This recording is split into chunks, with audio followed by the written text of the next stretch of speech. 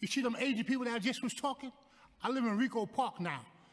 That is the racistest neighborhood I ever been in. And it's nothing but Asians in there. If you go in a store, they will follow you around like you're getting ready to steal something. So that garbage that they was talking up here, because that's all it was garbage. You know what I'm saying? Because they don't want black people to live in black people's neighborhood. Because it's not their neighborhood, because they from China, Hong Kong. Can I please speak? Can I speak? We need to have this resolution in this county. So with that, I thank you for your work. Thank you. Really? Go back to China and you think racism is dead? Really? Okay, all right. So irony is a concept that's foreign to some of us.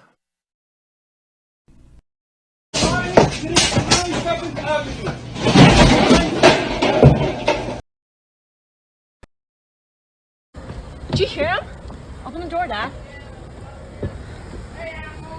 Your Chinese people killed our people. Fuck it.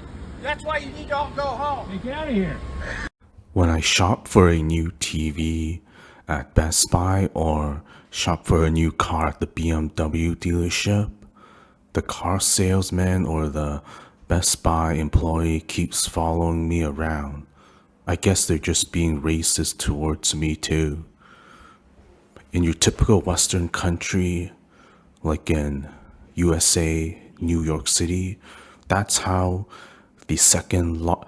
a member of the second largest ethnic group talks about minorities, calling them racist and saying that they are from another country when they're not.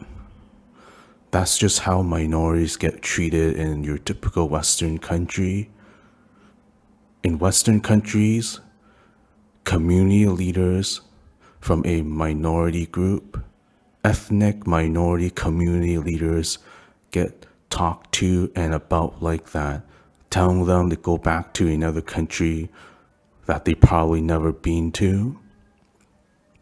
Or if you're a ethnic minority who has a small business or a small shop, it gets trashed like that, and they'll blame it on mental illness.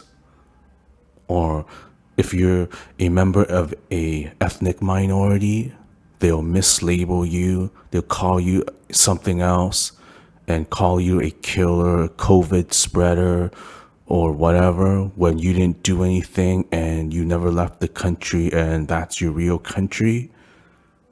In China is a peaceful country, and in China, nobody will talk to any of the 56 minority ethnic groups, foreign tourists, visitors, international students, or anyone like that in real life.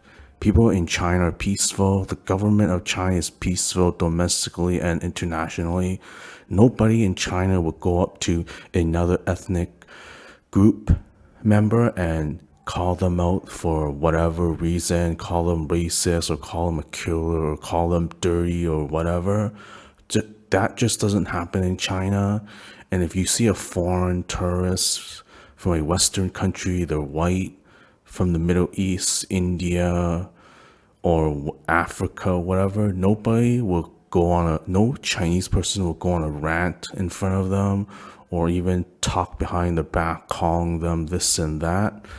It just doesn't happen in China.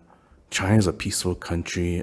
Chinese civilization has been going on for almost 5,000 years, the longest continuous civilization on planet Earth, because China does not go around provoking other people and trying to start a conflict. If you start a conflict and provoke trouble with other people, it's more likely that they'll inflict harm on you, and there's a good chance that you eventually become extinct over time if you fight enough wars and start enough conflicts with other people. But for the last 5,000 years, China has been a peaceful country. It's a peaceful civilization.